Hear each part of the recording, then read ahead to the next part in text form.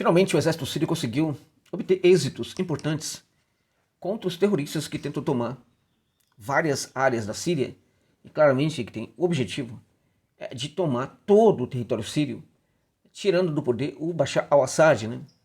A família Assad, que foi muito importante para a independência do país, junto ao Império Otomano, né? Há combates fortes, muito fortes neste momento, em Idlib, né? Que é uma área hoje sob controle da Hayat Tahrir al-Sham, né? Na verdade, não é que eles conquistaram Idlib, né, com essa invasão, né, com essa ofensiva, porque essa cidade já estava, na verdade, sob o controle desse grupo que antigamente chamava assim, Frente ao Nusra, e que hoje chama-se Hayat Tahrir al-Sham, né? É um grupo terrorista, né, violentíssimo, inclusive. Então ele já tinha o domínio de Idlib, né, tentava ampliar o seu domínio, e hoje, né, neste momento, tem praticamente dominado ali, juntamente com outras facções, outros grupos, grande parte da cidade de Alepo. Grande parte, quase a totalidade de Alepo, mas não a totalidade, segundo algumas informações, que são muito controversas neste caso aí, né? O exército sírio reconheceu que se retirou de Alepo, né, mas para se reprogramar, digamos assim, se refortalecer para uma possível ofensiva sobre esta que é importantíssima cidade do país. Neste momento, em termos de perda populacional, podemos colocá-la sim como a segunda cidade da Síria, mas historicamente sempre foi a primeira, né? À frente de Damasco, inclusive, como centro industrial, centro econômico e também populacional, né? Mas em virtude da guerra, houve sim uma diminuição ali da população, e nesse sentido, a cidade fica ali numa situação de segunda, quase a primeira, mas segunda cidade mais importante da Síria. É importante explicar isso, né? A gente fala que a segunda cidade mais importante da Síria, precisamos pontuar por quê? Porque tradicionalmente, historicamente, sempre foi a maioral, né? Então, Alepo hoje está sob controle, né, em quase sua totalidade ali dos exércitos, das forças rebeldes, né, terroristas, né? Mas o exército sírio promete que vai ter uma ofensiva que vai retomar o território de Alepo dos terroristas. No fim das contas, o que a gente teve foi uma blitzkrieg muito poderosa, né? Muito poderosa, que pegou desprevenidas, né, o exército sírio, que parece que dorme no ponto, né? É importante também salientarmos, né, que houve muito recrutamento de soldados importantes do exército sírio, né, para a causa dos rebeldes, né? A corrupção rolou solta, inclusive, aí, sobre gente de altíssima patente do exército sírio, né? E eles também, né, ajudaram nessa invasão, tá? Mas as coisas não devem ficar por aí, como diz o presidente da Síria. E os ataques da Rússia de ontem à noite, hoje, madrugada de hoje e manhã, tarde de hoje na Síria, juntamente com o exército sírio, foram muito importantes para uma tentativa de virada de jogo, né? Que claramente não se apresenta ainda no cenário, mas é bem importante a gente salientar isso aqui, né? Se há uma luta hoje decisiva por todos os grupos, está em torno da cidade de Hama, tá? Hama corria riscos de ser tomada pelos rebeldes, né? A propaganda, inclusive, deu conta de falar que essa cidade já teria caído. A propaganda tem falado, inclusive, que o Assad está caindo, que o Assad já teria caído, inclusive, né? Eles tentam fazer esse tipo de pânico, já esse pânico, ao mesmo tempo fazerem uma propaganda importante para os rebeldes, mas nada disso está acontecendo.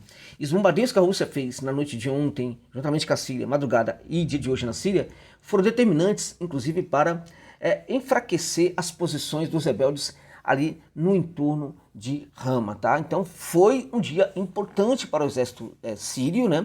Esperemos que ele termine assim, que a noite lá na Síria termine muito bem também para as forças do governo, e porque essa cidade realmente não pode cair, tá? Os contra-ataques do exército sírio, portanto, forçaram os grupos terroristas, né, aliados, né, na verdade liderados, porque não se trata apenas do Hayat Tahrir al-Sham, né, mas liderados por este grupo, tá?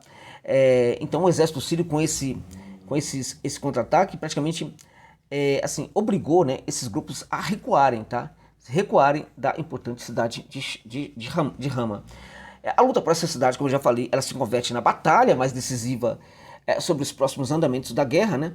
Porque se as tropas sírias se retiraram mesmo de Alepo, né, para se prepararem para uma contraofensiva, as tropas sírias não podem perder a cidade de Hama, até porque a ofensiva síria, neste caso, para conquistar a cidade, seria para conquistar a cidade de Hama, né, e não para conquistar a cidade de Alepo. Por outro lado, né, o fortalecimento das forças do governo em Hama também pode ser vital para o sucesso de uma possível ofensiva, contraofensiva no caso, sobre a cidade de Alepo, tá? Então Hama hoje não pode cair, né, nas mãos dos rebeldes, tá? Os membros do Hayat Tahrir al-Sham, né, e as suas forças, né, aliadas, rebeldes, né, fizeram esses ataques aí importantes, muito ofensivos nos últimos dias, com muitos ataques, né, obtendo controle de áreas importantes ali, no entorno de Hama e também em outras cidades da Síria, como vocês sabem, tá? Hama, como eu disse, é uma das importantes cidades, não somente do ponto de vista econômico, populacional também, e até moral ali para ambos os lados, tá? Só que as forças da Síria, do exército sírio, né, obrigaram esses rebeldes, né, a fugirem da cidade, né, e hoje, neste momento, eles estão tentando se reagrupar para novas tentativas de atacar ali as imediações de Hama, mas infelizmente para eles, felizmente para o governo sírio, neste momento, depois dos ataques que foram feitos pelos bombardeios russos, né, a situação ficou muito complicada para essa tentativa de conquistar a cidade de Hama. Isso pode acontecer, mas dificilmente vai ocorrer uma blitzkrieg, como aconteceu anteriormente, para o controle dessa cidade. O exército sírio está muito bem posicionado neste local, né, e há uma tensão muito redobrada ali dos satélites russos sobre a movimentação dos rebeldes sobre a cidade de Hama, tá? O exército sírio também recuperou o controle total das localidades de Mardes e também de Kalat al-Madik, tá? Que fica nas proximidades ao norte ali de Hama, tá? Mardes, inclusive, tá? Que fica na importante rodovia M5, tá? Embora não seja uma cidade muito grande, ela é estratégica justamente por ser um relevante entroncamento rodoviário na micro-região de Hama, tá? E o presidente sírio Bashar al-Assad, né, que prometeu destruir totalmente os terroristas, fez um comunicado importante, a meu ver, apresentando um relatório sobre os rumores, né, da retirada do exército sírio de Hama, tá, que teria ocorrido antes do ataque rebelde, né, e que teria, em virtude disso, facilitado a conquista de parte da cidade, né, pelos rebeldes, tá? E ele disse que isso aí foi só rumor, que nada disso aconteceu, e neste caso parece que ele está correto, tá? O Ministério da Defesa da Síria informou também em um comunicado à imprensa que as tropas sírias estavam posicionadas na zona rural norte e leste da cidade, afirmando que os grupos terroristas não entraram nas cidades, né? Não entraram nas cidades que ficam no entorno de Hama, né? E não conquistaram também a cidade de Hama, tá? E os ataques seguem incessantes, tá, gente? Incessantes por parte da Rússia e da Síria, vários ataques, tá? Uma fuga em massa em virtude desses ataques, né, de terroristas, ocorreu, né, com a chegada dos reforços do exército sírio ali naquela parte norte de Hamas, razão pela qual eles conseguiram, por exemplo, impedir a tomada total ali, de Hades e também da cidade que eu pontuei agora há pouco, Kalat al-Madik, tá?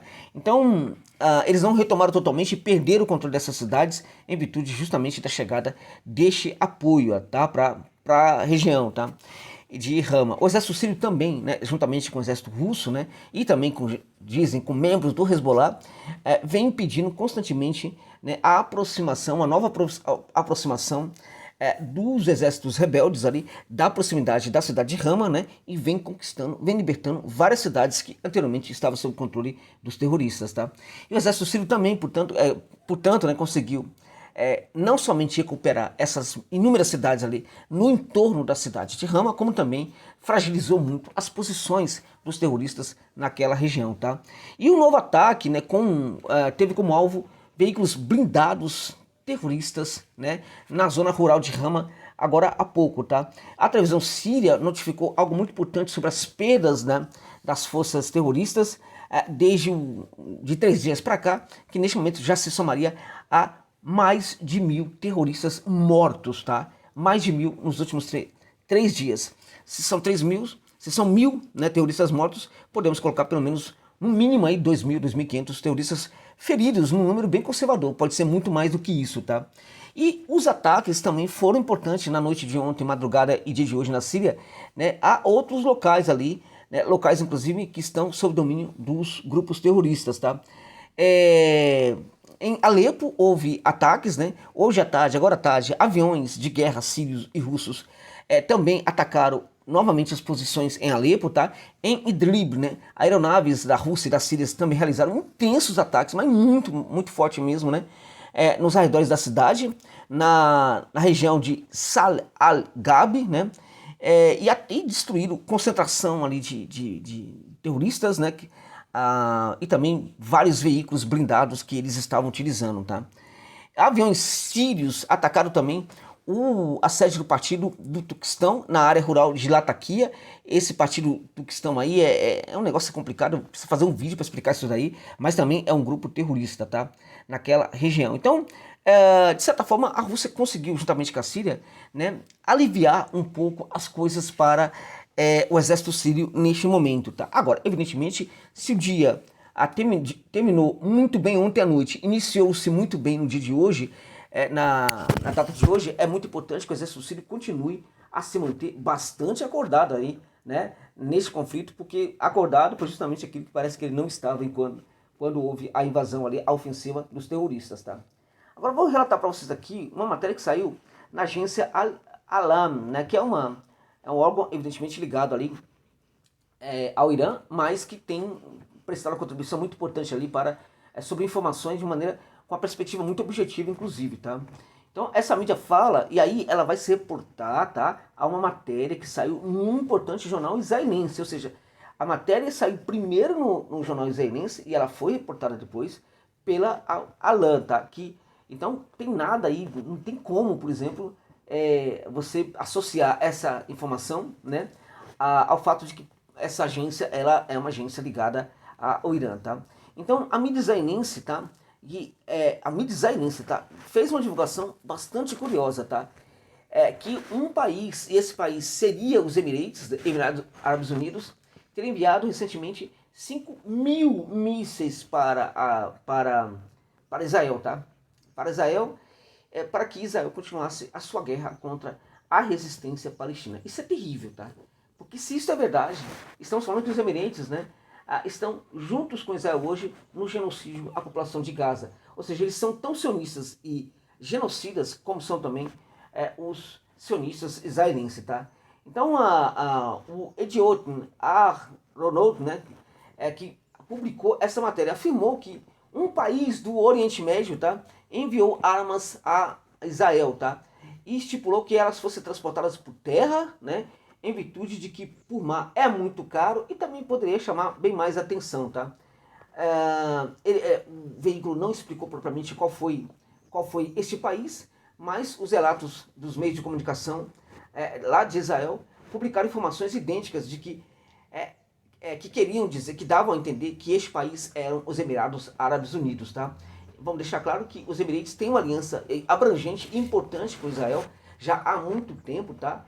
E essa aliança tem como objetivo eliminar justamente a resistência palestina em Gaza, tá? Todos eles sempre foram parceiros de Israel, só que neste momento o que eles estão fazendo é algo além do esperado, né? O jornal israelense disse, portanto, né, que são mais de 1.000, são em torno de 5.000 mísseis, né?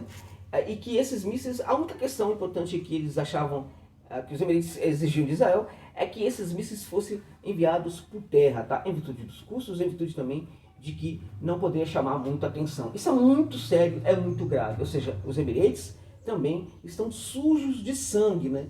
Com o sangue das vítimas palestinas, dos civis palestinos, das crianças palestinas, das mulheres palestinas e também dos homens palestinos, né?